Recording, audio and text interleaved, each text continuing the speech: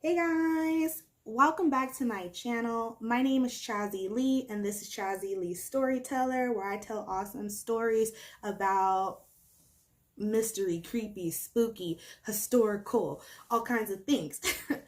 Today I have an amazing story, freaking nuts, very insane. I'm gonna be doing for the month of February a whole bunch of videos about and stories, about New Orleans in honor of Mardi Gras and in honor of Black History Month. It's gonna be a lot of stories about Black people. So if you're interested in that, check out my other videos that are coming this month. I'm gonna be dropping them, so check it out. So I will be looking down to read my notes because I really want to give you guys these facts.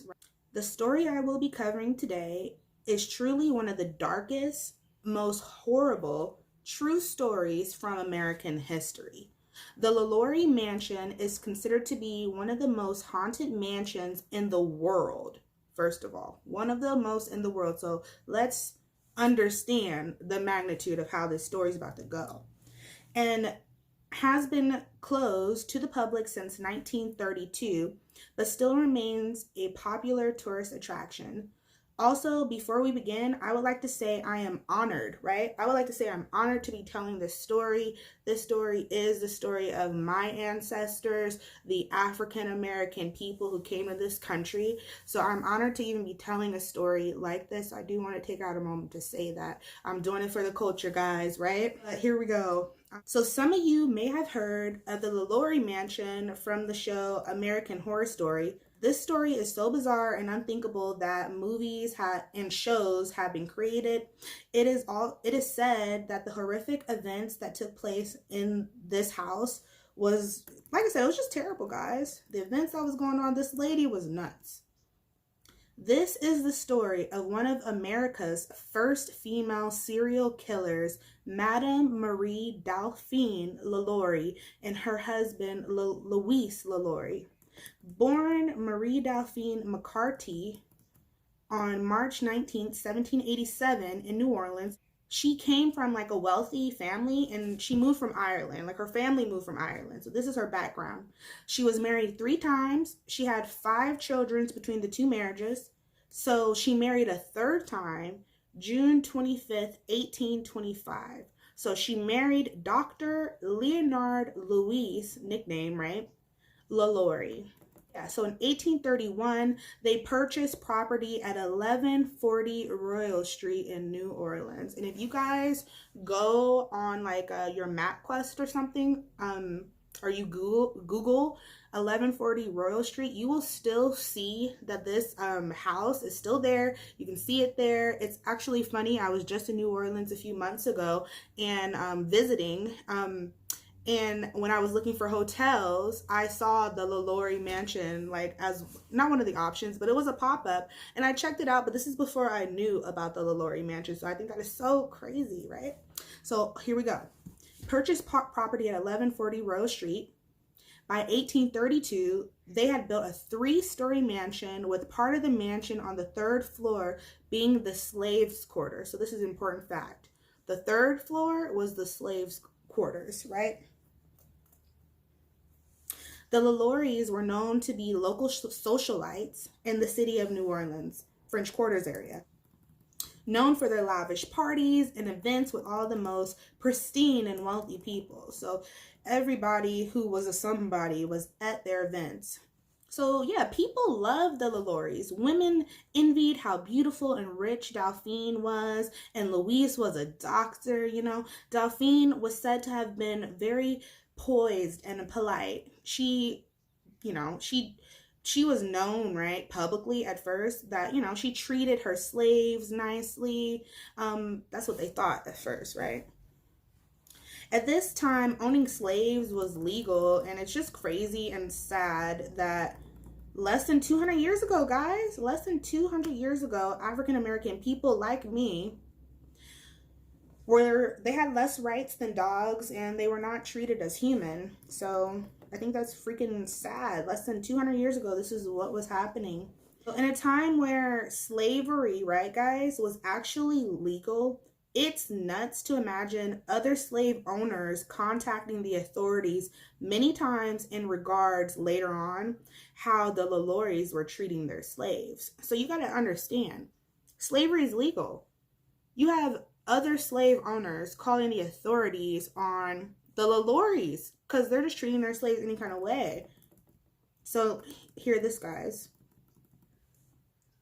Many rumors started surfacing and people in the community started seeing strange things at the Lalaurie mansion. Once all these strange events started occurring, not as many people were attending their events and parties. People began to question this, picture perfect family. So things were changing quickly. There were rumors that Delphine liked to keep one of her slaves chained to the She liked to keep one of her slaves chained to the stove in the kitchen, guys. Chained there. And she literally, guys, would never let her leave. This slave's whole life was chained to a stove. Chained to a stove. It's nuts.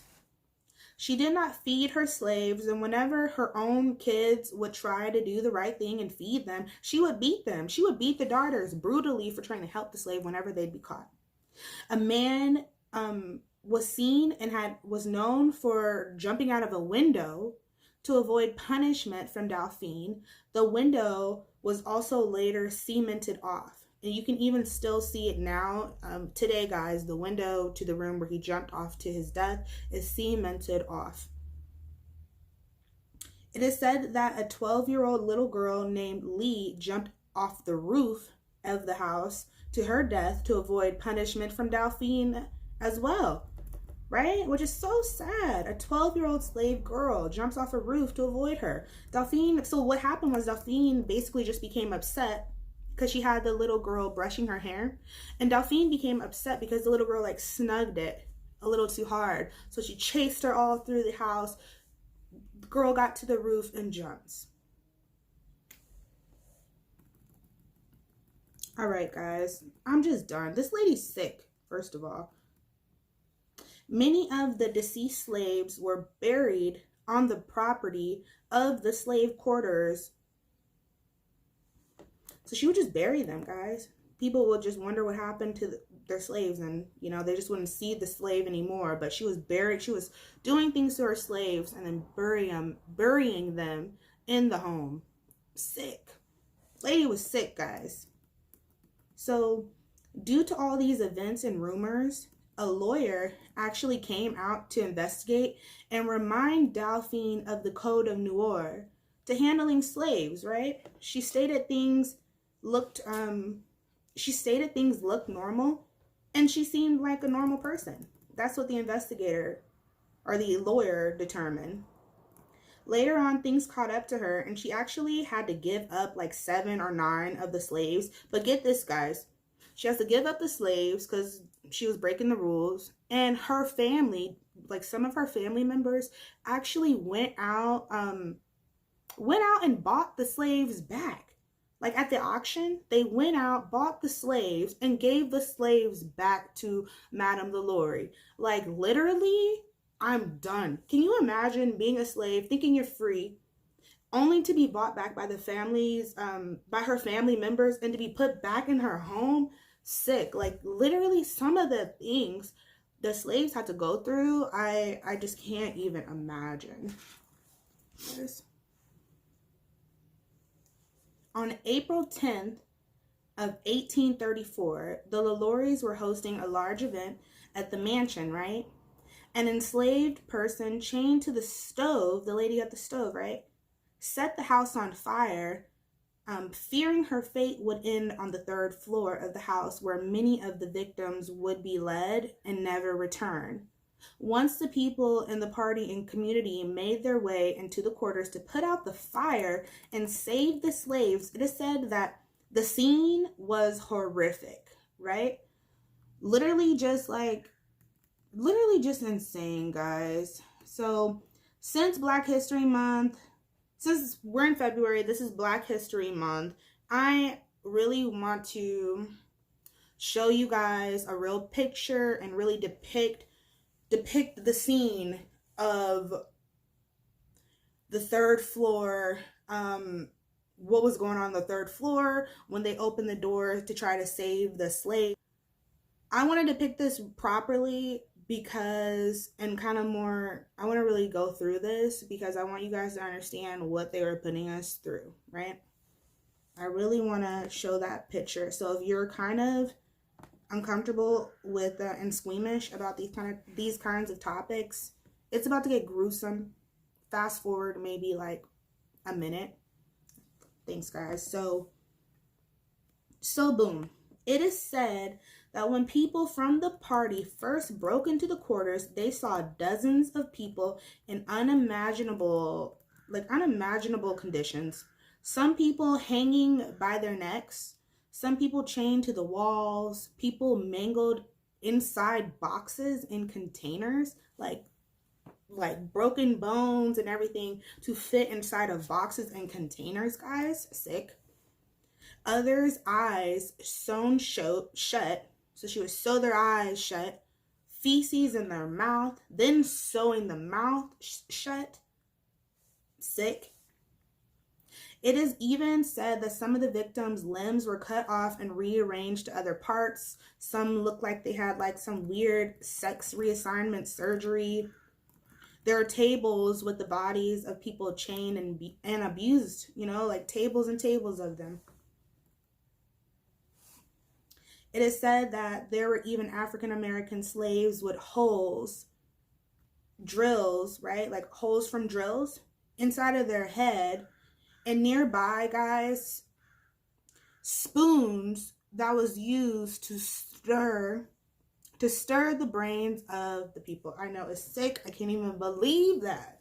When I heard that, guys, I literally was done. Sick. Many of these people were not alive, but some were actually still alive, guys, in this room on the third floor. Some people were still alive in this room. She had slaves chained to the walls for upwards of 5 months and would feed them just enough to continue torturing them. Sick. Like, lady. One woman was found with literally her intestines wrapped around her waist like a corset. Sick. Most of the acts done were while they were alive. Most of these people begged to be killed, and be put out of misery. They said there were maggots literally everywhere from decomposition. Delphine was seen before leaving the scene, trying to stop people who were trying to break down the door to the slaves' quarters, trying to save them. She was trying to stop them, guys, like literally trying to stop them from saving these slaves. It is said that once the townspeople broke down the door to the slaves' quarters and saw the condition of all the slaves, the public was shocked and very upset, very upset. And this is when slavery was legal, guys. They were pissed. They were so upset. The couple was seen actually strolling in their horse and carriage, acting as if everything was normal in an effort to actually escape. They made it into the carriage, and once they started down the road, the townsfolk realized what was happening and chased them. But the people, like literally Delphine and her husband Louis, got away in a horse and carriage. Like, I can't. They were never to be seen again in New Orleans. The driver, however, of the carriage took them to a river. So the driver took them to a river where they caught a boat to Alabama. Then they fled to Paris. The townspeople ended up killing the driver of the carriage upon his return. And then they destroyed the Lalaurie mansion, like the inside of it, out of frustration from not being able to, get the actual people who did this. Sick. So here's some history about, because I was really interested in this story, guys. I really was. So I did a lot of research for, like, I need to know her history. Like, where did this come from? So, many people wonder why Madame Delphine and her husband treated their slaves poorly. Well, first of all, no person should be treated like this, period. You shouldn't even be doing this. Sick. But, let me see. It has been said that Delphine came from a long line of wealthy people who owned slaves. So before she was born in 1771, her uncle, right? So Delphine's actual uncle was killed by his slaves on his plantation. This was also in the time frame of the slave revolt in the French colony of Saint Dominic, which lasted for like 13 years. And I bring that up because the vibe at this time within our family, was like anxiousness. They were very anxious, right, at this time. The family over the years spoke about slaves possibly rising up. The slaves had heard about the slave revolt and were inspired. So maybe this is also why Madame Lalaurie treated the slaves so badly, in fear and to maintain control. It is also said that when she was younger, some of the men in her family had children with some of the slaves, and even acknowledged the children as their own, and even putting those children in the will. It is said that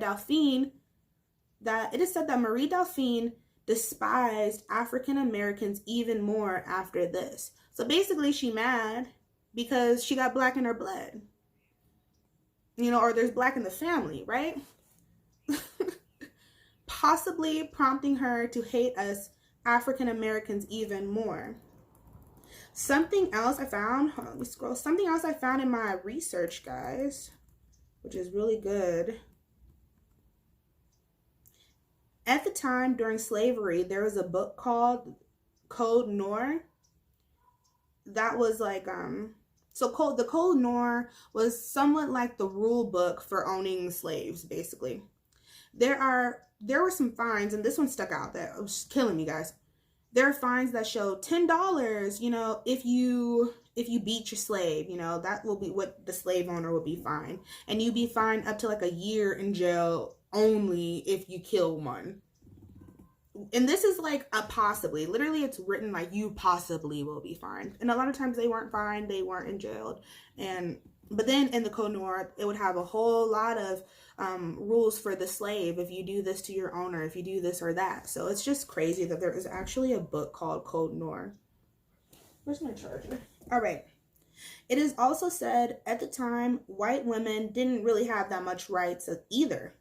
Delphine was actually really unhappy in her marriage and was constantly belittled and mentally abused. Many white women would take their frustrations out on their slaves and beat them just as brutally as the husbands. So a lot of times these white women at the time, they were like one of the main abusers or abusive, the ones doing the dirty work. They were just scandalous. So I'm sure many of you want to know whatever happened to Madame Marie Delphine Lalaurie and her husband, Louis Lalaurie. I had to keep it going because I was so interested in the story. Sources say they ended up fleeing to Paris and leading a similar life, which is shocking. So they led a similar life for a while, hosting gatherings and parties. Eventually, Louis became tired of Delphine and left her. He moved to Cuba. They know this because he would write letters to his kids. He is said to have lived a very sad, unhappy life and later died. I wonder why. Sad and unhappy. Delphine died in Paris in 1849 at the age of 64 from unnatural causes. Her children were still loving to her before she died, after everything she had done. She never took ownership of what she did, always acted as if having to move back to Paris was an inconvenience for her. So she had no ownership. This was so normal to her. This is so normal to her. She didn't have no feelings of regret. So what happened to the slaves, though? You guys may want to know and may be asking. The day the historic fire happened at the Lalaurie mansion, there were said to have been 30 slaves alive in the house. 11 of the slaves were sold and 19 of them were unaccounted for. It is rumored that they were, unfortunately, probably murdered, which is so crazy. So no one knows. So we don't know what happened to them. Maybe they were murdered by other people, or Or we don't know what happened to them, which is, I wonder what happened to them. What happened to the unaccounted for slaves? We'll probably not know. Now, haunted, right? The Lalaurie mansion. It is said that many years later, while doing construction on the home, there were bones and skeletons discovered in the floor and walls of the mansion. By 1888, the house was rebuilt completely to almost appear like a new home.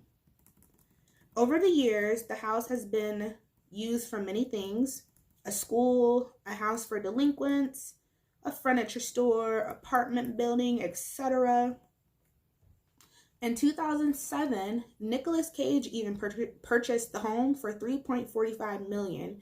Not under his name, though. Some wonder if he was trying to keep his ownership of the house a secret for some reason. Over the years, people who lived here while it was an apartment complex would hear screams through the night and experience all sorts of strange events. A woman who lived there even stated one night when she was walking home, she saw a little girl sitting on the roof of the mansion. She believed it was the spirit of the 12-year-old slave girl who jumped to her death. So 11/13 of 2009, the property was closed and listed for auction, and it is privately owned, so there will be no tours of this place. What an insane, crazy story from American history, guys. Thank you guys for watching. Be sure to, check out my other content. I freaking love you guys. Like, comment, and subscribe. And to you, Delphine, I just want you to know you're trash. You're not miss. We're happy you're gone. It's a better world without you. Peace.